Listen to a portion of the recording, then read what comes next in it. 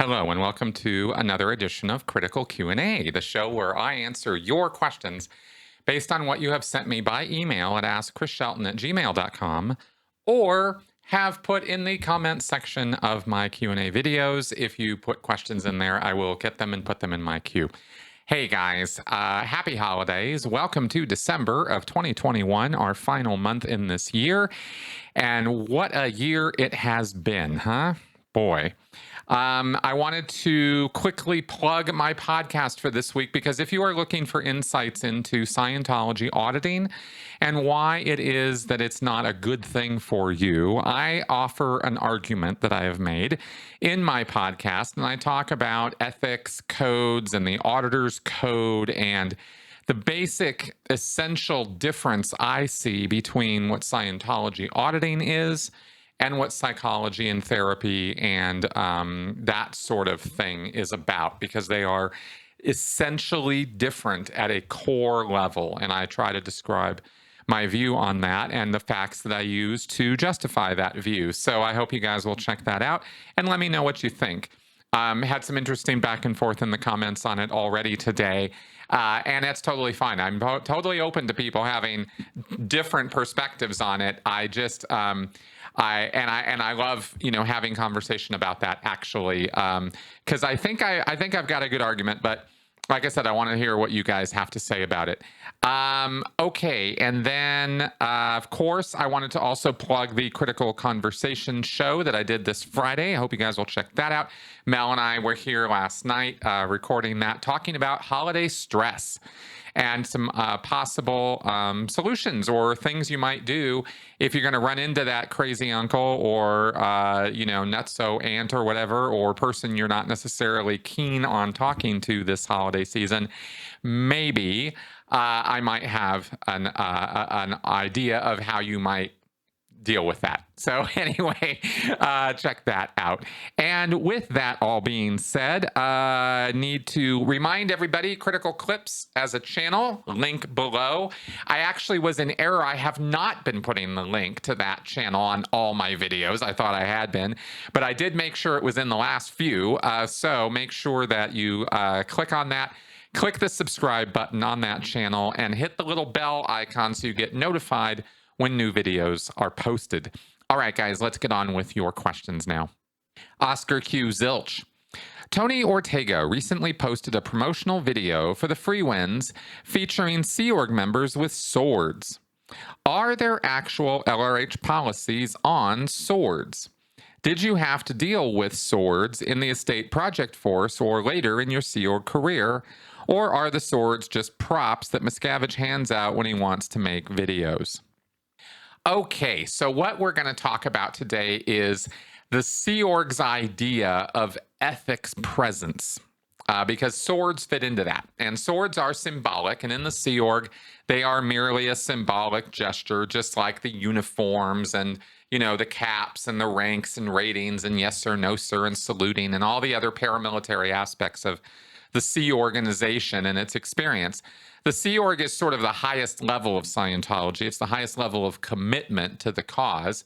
And the Sea Org are the people who are signing the billion-year contracts. When you hear about that, you're hearing about the Sea Org.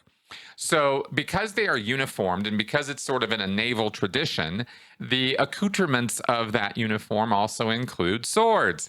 And they've decided on a particular sort of cutlass kind of style of sword with a hand grip cover and a sort of a curved single-edged blade, and that's the sword sort of setup for the Sea Org.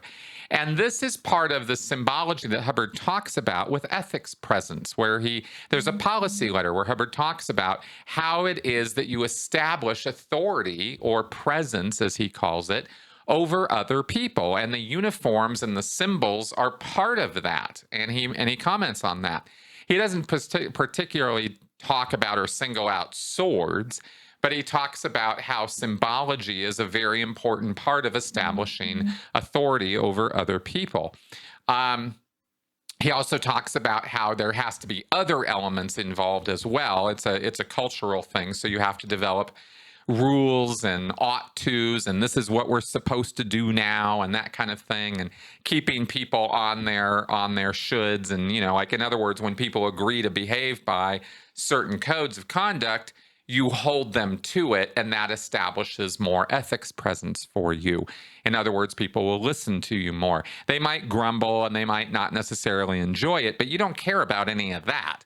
You're not there to win a popularity contest as a Sea Org member. You're there to be effective and get shit done. And so you expect people to abide by their agreements, and you hold them to it. And Hubbard says that's one of the other things that is involved in ethics presence, and to a degree, he's right. So that's all part of that picture, and that's kind of where the swords fit in a practical sense.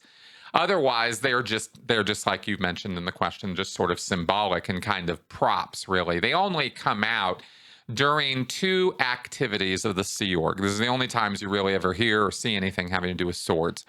And that is when Sea Org members are being recruited, when new Sea Org recruits are being sworn in. And what that means is when you sign a billion-year contract, they really want you to get it activated right away. They want you to arrive and get started on their boot camp there, which is called the Estates Project Force, as you mentioned in the question. So they want to get you going right away, but sometimes people have things to do and life situations and houses to sell and cars to sell and kids to sell and all the other stuff they got to do before they can arrive. So they will do a big kind. They'll try to make it very ceremonial when the person signs the contract. It's not just their signature on the dotted line that's wanted, but then they actually swear them in with the code of a Sea Org member. And the code of a Sea Org member includes such wonderful things as, you know, I promise to uphold, forward, and carry out command intention. And, you know, things like that, right? So you're right into being a part of the group of the Sea Org just by signing the contract and then the swearing in ceremony. It sort of helps seal the deal, so to speak. And the swords come into it because they might have a person, they might have a number of people, actually, if they're doing an event, like a recruitment event, they might have the Sea Org Honor Guard show up. And all this is some random Sea Org members being pulled and dressed up in the Sea Org white uniform. And then they get swords and they cross them, and the person will walk under the crossed swords. And, you know, it just hypes up more of the Sea Org naval tradition and all that, and makes it seem so much more important and significant as to what they're doing. So you'll see swords at events, in other words, at recruitment events. And the other place that you'll see them, and this is one day a year, is at Sea Org Day. And this is the Sea Org's internal celebration of its own existence, right? Where everybody pumps each other up over being Sea Org members. And there's generally a ceremony that will occur on Sea Org Day, which can sometimes involve the Honor Guard and Color Guard. Actually, it's all the time. The Color Guard and Honor Guard come out and do flag, you know, waving ceremonies where they sort of play around with the flags and do all the neat flag twirling stuff. And then they'll also generally have a sword ceremony of some kind where they'll do some kind of silent, I forgot what it's called in the Marines. The Marines have a silent drill, a silent Honor Guard drill that they do. And that involves rifles, where they'll do these incredible displays with rifles, and they don't say a word. They just go out and twist and twirl and throw at these rifles around, and it's a group of them, and they'll throw the rifles to each other. If you can look this up on the internet, it's way cooler than I'm describing it. And this silent Honor Guard, or this silent drill squad, inspired, while I was in the Sea Org, the Sea Org sword ceremony or Honor Guard, where they would literally do a sword ceremony of throwing swords around and doing all this twirling and stuff. So they got a little into it from time to time, and that was really kind of an ego trip on the person who was running it, actually. But that is also another way that they feature into the Sea Org life, and that's really all I can say about that. It's almost, this was almost a flash answer thing, but I thought I'd elaborate on it a little bit with the ethics present stuff and the symbology, because I thought you guys might find that kind of interesting. So anyway, there you go. Steve Wood. Does Scientology in any of its multiple publications actually point out in bullet point fashion, or any fashion for that matter, the indisputable wins that you will absolutely have once completing OT8? It seems to me that not much is ever spoken publicly about this, as maybe the reason is that none of what is promised actually happens. Steve, I don't think you're that far off on this one. I think that OT8 is talked about a very, very, very tiny amount in Scientology because it's gone through different iterations and because it has been so controversial, even within the world of Scientology. Let's remember that. In fact, let me just pull up here. There is an entire Wikipedia page on OT level 8. Just that. And because it's had such interesting controversies. And there's a thing I'll read to you from the page because I thought it was kind of cute and also helps answer this question. Because if this is what you have to start with, there's a long paragraph here that I'm going to read to you that sort of summarizes the absolute kind of insanity that is OT level 8, the highest level of the Scientology bridge.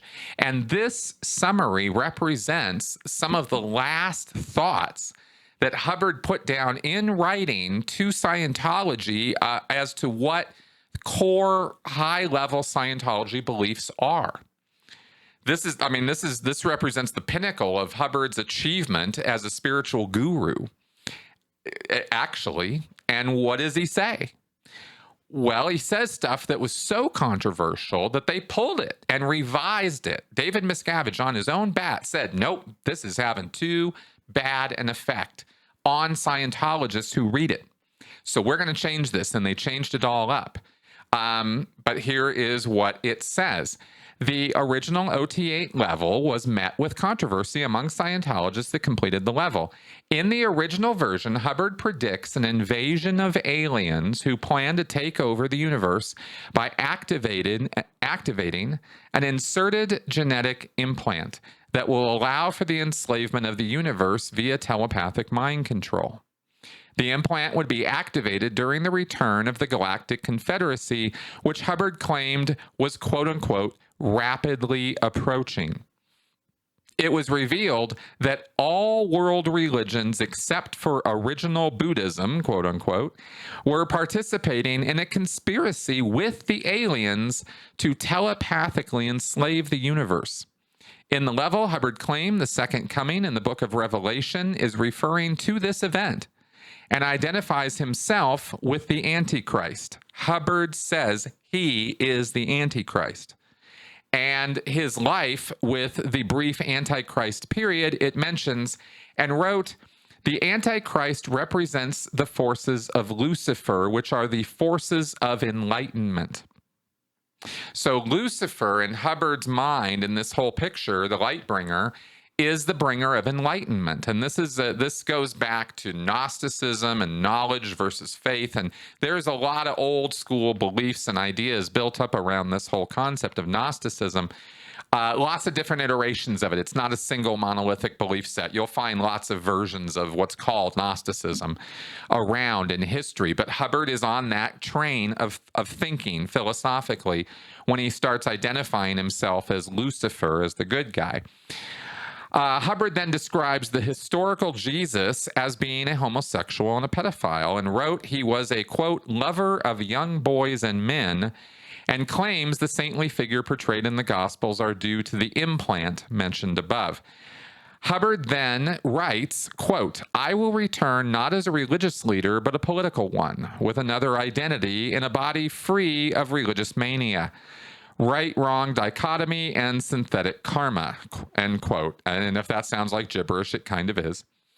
And then he says, quote, halt a series of events designed to make happy slaves of us all, end quote. So Hubbard, of course, posits himself as the ultimate good guy who's going to come back, and not only has he given us all of this technology, but then he's going to go off and come back and save us all. So there's a whole savior figure sort of narrative here that is very much along the lines of the Christian Jesus narrative. Hubbard warns that anybody who tries to complete this auditing level without being prepared may spontaneously combust. Yeah. So the negative reactions to OT8 led to the church to revise the level, referred to internally as new OT8. Okay, so what I wanted to throw that out there for was, imagine you are a Scientologist. You are a high-level OT8 Scientologist who has access to this information, and it's your job to now market this to Scientologists. Right? What do you say? How do you even begin to approximate what this is in some sort of, how do you allude to this? How do you mention or break this down in any way when you're trying to talk about, well, what you're going to get out of it? I mean, right? And the level is called Truth Revealed. Well, that is really a very wide open statement. Anything could be given as the truth. I mean, you could have a level OT8, Truth Revealed, and the truth that's revealed to you is that, you know, chocolate ice cream is really great, right? I mean, it doesn't necessarily imply that what's going to be revealed is going to be that amazing. So Truth Revealed is not that wonderful of a thing. But what they ended up settling with is that this level addresses the primary cause of amnesia on the whole track and lets one see the truth of his own existence. This is the first actual OT level and brings about a resurgence of power and native abilities for the being himself. Now, in my podcast this week, I sort of harped a little bit at one point on this point of, what does it mean when somebody tells you they're going to bring you to higher states of spiritual awareness and ability? Does that really mean anything? No, doesn't really. I could call anything a higher state of spiritual awareness and ability. This assumes that there are graduated states of higher and lesser value in one's spiritual life. Okay, what's a spirit? How do we differentiate a spiritual experience from a lived experience or a physical experience? What are these words? I mean, once you start breaking this down, and if you have a critical mind, these words quickly devolve into meaningless gibberish. They mean, in other words, whatever you want them to mean. Now, that's okay. I'm not trying to deride everybody's spiritual reality. I'm merely pointing out that these words don't communicate very well. And they don't get across very exact ideas. Your idea of spirituality, as you're sitting here watching this right now, is your idea. And maybe you've got a book or a set of books somewhere, or some videos or some DVDs or some other source material that you can point to and go, this is what's spiritual. Great. According to that book you read, it doesn't really mean a whole lot for me, because my concept of what a spirit is and what spiritual experiences are is probably vastly different from what yours is. So how do we talk, intelligently about higher and lower spiritual states of awareness and ability, or personal immortality that Scientology offers? Where's the proof in that pudding? I mean, how do you even get there? How do you even begin to think that that means something substantive and real? It doesn't mean anything, right? And as terms of evidence or proof, how do you prove immortality? Spiritual immortality.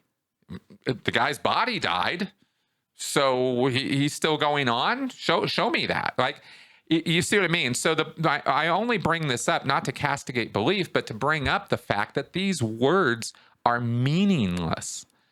When you talk about the primary cause of amnesia on the whole track. So the whole track in Scientology, I should have said this earlier, the whole track is the entire set of experiences you have had as a spiritual being in this and any other universe you've ever occupied.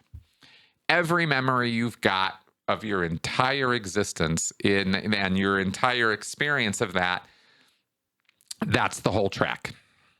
So amnesia on the whole track. We're going to solve that. We're going to make it so that you can remember everything that ever happened to you anytime, anywhere, and under any concept of those words. Well, that's a pretty heady thing to say. But again, how do you prove it? Oh, 76 trillion years ago, I was playing bowling balls with some planets. No, you can say anything and get away with it when you're talking in these kind of terms, right? So I only point this out, Steve, because I wanted to show up the sort of tenuous, spiderwebby sort of intangibility of all of these statements, all of this stuff that you're going to make, these truth claims that people can make about these various versions of Scientology and what it is and what it's not. And the fact that if you're not prepared for it, you're going to spontaneously combust. I thought that was a pretty good threat. I have read everything I can get my hands on about OT8 outside of the church, and I haven't spontaneously combusted yet. However, it needs to be noted, and if you read through the whole Wikipedia article, you'll find that the Church of Scientology has verified through its legal machinations in trying to sue over copyright claims, it has verified that this stuff that we're reading and talking about, it is legitimately what L. Ron Hubbard wrote. Because you can't bring a copyright claim against somebody if they're not violating your copyright. So they have to actually be using exactly what you are, your copyrighted work. So when you bring the suit, you're saying, hey, that's the original and you're using it and you don't have the right to it. So Scientology's basically admitted that this was OT8 and they had to change it around. And I guess what they changed it to has something to do with your, discovering your true nature in relation to to God. It says here the revised one is dated 1991, 3 years after the original OT8 was released, and it's something about the secret of the relationship between the Supreme Being and you as a Thetan. And both are infinite, but the Thetan is unable to perceive its infinite identity due to confusions and distortions caused by the physical universe.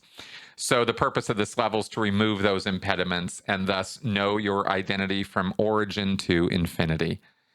And that's what they now are promising as the results of OT8. But they don't even say that much about it. That whole description comes out of Jesse Prince and his revelations about it. So that's what you get on this answer, Steve. I hope that this was illuminating or satisfying in some way. It's, I'm sort of saying at the end of this question that it's really all just huffery and puffery, and you can get away with saying anything you want to about this level. But they say so little about it, I think, because David Miscavige is probably a little leery about this whole thing from the whole negative feedback experience they had on it. So that's what I can say. There you go. Adam Masters. I was reading the latest article by Tracy McManus about the Scientology situation in Clearwater. It describes how entities owned by Scientology members were buying up property around the Flag land base and leaving those properties undeveloped. What are they trying to achieve? People have mentioned they want a buffer zone around the Flag land base, but why would this be important to Miscavige? Why go to so much trouble and spend so much money? There are plenty of high-security buildings owned by governments and corporations in built-up areas. Why does Scientology feel the need to own entire city blocks? Is it just more Miscavige paranoia, or is there a more rational reason, as far as any Scientology reason is rational? Well, to get right to the point on this, because I've already done podcasts and whole things covering this and breaking down Clearwater and the Scientology threat to Clearwater, and Aaron Smith-Levin has talked in gory detail about this with me and on his own show. All I'll say here, and cutting to the chase, is I believe that David Miscavige is doing all of this simply in the spirit of fair gaming the Clearwater government. I think he's buying up these properties to show that he can. that he wields economic power that has influence in Clearwater, and could have a kind of mysterious, well, there's a sort of a mystery connected to it. In other words, Tracy is doing this reporting and showing up. Oh my God, they bought this before anybody knew about it. And they bought this before anybody knew about it. And they popped up over here and bought this. Where are they going to pop up next?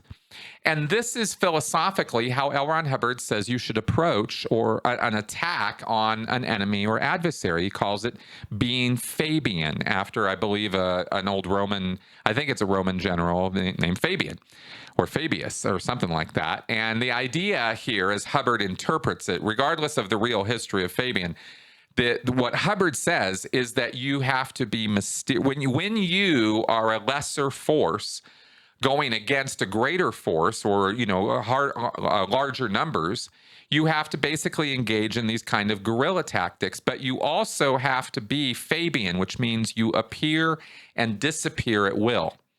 The enemy never knows where you're coming from. You attack over here, and then seemingly impossibly, you then appear over here, and you're attacking from their flank, and then you disappear again, and they don't know where you're coming from, and then you appear somewhere else and hit them again. This kind of strategy of disappear and appear and hit hard, hit fast, always attack, never defend. This is Hubbard's military strategy, or how to go about dealing with, bigger forces. And so Scientology considers that the Clearwater government is an enemy of them. They have acted adversarially to Clearwater since the very beginning. And so this effort to buy all these buildings up, or appear to have all this power and have this land grab, is an attempt to depower the Clearwater City Council and anybody else in Clearwater who's trying to take on Scientology, because look at all this money we have, look at what we can do, and look at how you don't even know all the things we're up to. I mean, Tracy's reported on this and this and this, but is that all? Is that all we got? Is there more up our sleeve, right? Because they're willing. Miscavige has already shown with this property that was adjacent to the aquarium that he wanted so badly. He's already demonstrated he's willing to pay more than top dollar. If he wants something, he wants it, and he wants it now. And Clearwater has not cooperated with him. And now we have this new city manager who Miscavige recently met with, and a couple other city council, I believe. And, he's now saying, we have these interests, we want to work with you guys. And the city manager, being the new city manager, just came on the job this year. And he is demonstrating that he is as naive and frankly stupid as every other city manager and city council member who has thought that Scientology is going to roll over and turn a new leaf and play nice, and we can forget all the adversarial nonsense of the past and start newly and move forward. That's what he basically said. I retweeted that quote, actually, because it was so strikingly stupid. I mean, the man clearly has not read one word of Clearwater history with Scientology to say something so asinine. Or there could be other reasons why he might be approaching it from that way. Naive is the best word I can use. Grossly stupid is, I think, a more actual approximation of how he's approaching his job as the Clearwater city manager. I just can't imagine how anybody on day one of their job would say something like that about Scientology unless they just have no clue what they're talking about. And that seems to be the case. So Miscavige has been getting the upper hand with Clearwater City Council and the Clearwater City managers from day one. Because they are timid, because they're afraid, and because they want to somehow have this delusion that Scientology is going to play nice with them. And so Scientology just kind of gets away with whatever it wants in Clearwater in that regard. They don't have the free ability to do whatever they want there, but they act like they do.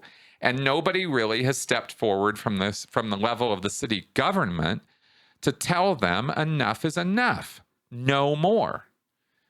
They don't do that. And that's why we desperately needed Mark Bunker and now Aaron Smith-Levin on that city council to push back on that kind of nonsense. There are districting issues, there are zoning issues, there are things that the Clearwater City Council can do to sort of keep Scientology at bay, but they don't do those things. And Aaron and Mark, of course, have made it clear that it is high time that those actions happen, and that perhaps Scientology's tax-exempt status even be called into question.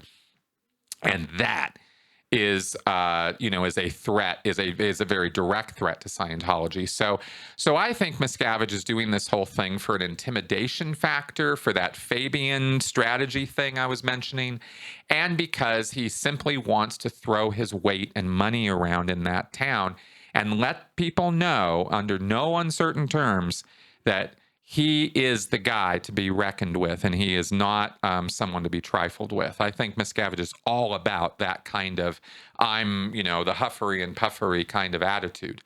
And I think that drives this a lot more than any kind of rational thinking or rational plan. I think in Miscavige's eyes, he's like, give me another 20 years, I'll own all of it. And then what are you going to do about it? You bastards. I think that's how Miscavige is approaching this. And I think that as long as the city council and the city manager play footsies with him, he'll keep getting away with it. So there you go. 89 Magpie. Do you believe there is anything you could write to a Scientology address that the recipient of the letter would read and actually get them thinking that it's all a waste of their life and talent? Is there a location that has been set up in the country where a defector can go to first hide and get on their feet? Has anyone thought of setting up an organization for those just leaving the church? Are there a group of volunteers dedicated to covertly retrieving those who wish to leave? And finally, is there any way to communicate to the entire organization at once, i.e., a mass email list or something of that nature? All right. Thank you for this series of questions. Since they all are sort of so closely related, I thought I would just take it all up at once. As far as some being able to write something into Scientology that'll have some kind of an effect, I mean, not really. Kind of, if you know the person you're writing to and you know something about them as to what it is they might have doubts, fears, or reservations about that you might be able to exploit or discuss. But otherwise, no, not really. They're just going to throw it away. And that sort of thing really just helps them double down on their beliefs more so than it does give them reason to have doubts. If you were to say stuff like, have you been paid this week? Or, when was the last time you were yelled at? Or is there, or have you given up too much of your life for Scientology? Have you ever felt any regrets about how much you've given over? Are you getting as much as you're giving? You could ask kind of sharp and pointed questions like this or a million variations of them, and it might have some effect on the person who happens to open the letter, or it might not. It's totally random who you're going to reach. So it's a shot. I'm not saying don't do it, but I am saying it's going to have, it's going to be a huge question mark as to what effect you're going to have on that. But I'm not saying don't do it. I'm saying that, if you're just sending them in randomly, cross your fingers, maybe. As far as, is there a location set up where defectors can go? Well, if there was, I wouldn't tell you guys about it publicly because Scientology would just go destroy it. I mean, you got to understand some of the questions you guys ask me in a public forum are really private type questions like this, and I had to stress that because you guys need to know that we can't just talk openly and publicly about recovery centers or how to get people out of cults because the cults listen to us. And if I gave you the exact address and phone number of people who are willing to help people get out of Scientology, well, Scientology is going to try to do something about that. So are the Jehovah's Witnesses. So are the 12 tribes. So are Christian cults. I mean, all these groups, are kind of have an interest in their own survival, and they have an interest in people who are trying to take them down or are trying to help ex-members. They really do have a big, huge problem with things like the Aftermath Foundation. And so what all I can really send you to in this regard is the Aftermath Foundation, because that's the only group that's sticking its nose up out of the ground and saying, hey, we're here, we're public, and we are here to help people who've gotten out of the Sea Org and need some help. They do not have a physical address where you go or where somebody is going to be certainly able to go if they leave the Sea Org, because that depends on where they left from and what resources and volunteers are available to maybe take them in and help them out. Those things do exist, but we can't talk about it publicly here. You'd have to contact the Aftermath Foundation directly via their website, and then they start arranging all of that in secret. And that's how that kind of works. And if you do have an idea of wanting to help out the Aftermath Foundation with that, we could use the help. They could use the help. We all I say we as far as the ex-Scientology world, the Aftermath Foundation does good work. And it's the only group, like I said, consists of former Scientologists helping people get out of Scientology. So that's what that's all about. As far as, has anyone thought of setting up an organization for those leaving the church? That's the Aftermath Foundation. Are there a group of volunteers? Yes, that's the Aftermath Foundation. And finally, is there any way to communicate to the entire organization at once? No, there's not. You'd have to have access to Scientology's confidential internal servers and drives and email lists and stuff, and they're never, ever, ever going to give that out to anybody. So good luck accumulating that. There you go. Hamish Downey. Chris, have you watched the Hollywood Reporter Roundtable for Drama Actresses? It is a wonder, considering that Nicole Kidman is an SP, that Elizabeth Moss has been allowed to be photographed together, let alone talk to each other. How did they pull this off? Or has Elizabeth Moss finally left Scientology and I can enjoy her new show with a clear conscience? No, that was just PR. See, Scientology does have some freedom of play in regards to what they can and can't do to respond overtly or covertly to the negative reports about it. Canceling the RPF internally was one of the things that they did in order to respond to criticism, but they didn't make any big screaming announcements about it. They just did it. There is no more RPF as far as we can tell. I've had numerous confirmations of that from people who have contacted me, ostensibly from within the church, confirming that. So there's that. As far as this situation goes, though, with Elizabeth Moss, we have said many times that celebrities are the exception to all the rules. And Elizabeth Moss meeting up with and doing this thing with Nicole Kidman, well, isn't that a great way for the church to show, oh, look at all those liar critics who say you can never talk to an SP because we let Elizabeth Moss do it? Well, they probably prepped her up one side and down the other, and I'm sure the things that they talked about were all very fluffy and nice, and they didn't get into anything really serious, and they certainly didn't even go anywhere near talking about Scientology. Elizabeth Moss knew going into that Nicole Kidman would not want to have a word about Scientology, wouldn't want to go anywhere near it. And because Nicole has demonstrated very, very clearly that she doesn't want to have anything to do with that. And she's probably also signed some NDAs along those lines when she divorced Tom and when she got away from Scientology. So there's probably things that she can't say about it if I was going to fathom a guess in that direction. Maybe I'm wrong, and maybe Nicole did not sign any NDAs, but it still seems pretty clear she doesn't want to talk about it. She doesn't bring it up in interviews. She doesn't go there. And I don't exactly know why, but knowing how close she's been in Tom Cruise's orbit, I'm pretty sure NDAs have something to do with that. And like I said, it gives Scientology a chance to sort of make it look like, we critics don't know what we're talking about, and anything they can do to subtly sort of throw that out there is good for them. So that's what I think was going on there. All right, let's do some flash answers. Adria Vici Halub. Have you heard of the Star Wars Ewok Adventures? Caravan of Courage, The Battle for Endor, 1984 and 85. Have you watched them? If so, what are your thoughts on them? Adria, no, I have not watched these because I can't stand Ewoks. I never have, don't like them. I think they were designed for toy shelves, and I don't like that part of Star Wars. So, no, I haven't watched those. Don't want to have anything to do with it. Gurn Bladston. We hear all about the vitamins that Scientologists take. Does Scientology manufacture them or own a stake in the company that makes them?